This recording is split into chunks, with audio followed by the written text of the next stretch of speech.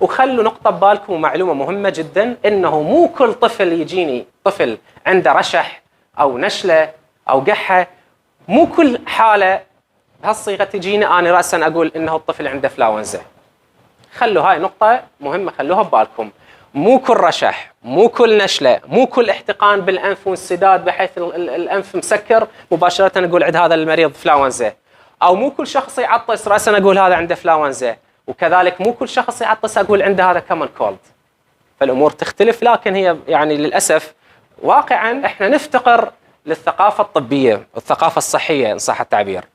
يعني مباشرة يشوفون هو الطفل النشر رأسا نابه نوديه لكذا طبيب، أو ممكن يروحون الصيدلية هو أصلا لا كمان كولد ولا فلاونزا، ممكن عنده حساسية بالجيوب الأنفية مثلا، وهي حالة تصير بالبرد، وخصوصا يعني الأدلت ممكن يعني أغلبنا عنده مشكلة بالأنف، احتقان، يقعد الصبح خشمه مسكر، واحد مسدود واحد مفتوح، مو هيك؟ او واحد جوز يرش يمك عطور روائح بخور انت مباشره تبلش تعطس. هاي حساسيه جيوب الانفيه، مو بالضروره تكون فلاونزا، مو بالضروره كمان كولد، يعني مو بالضروره سببها فيروسي فايرال.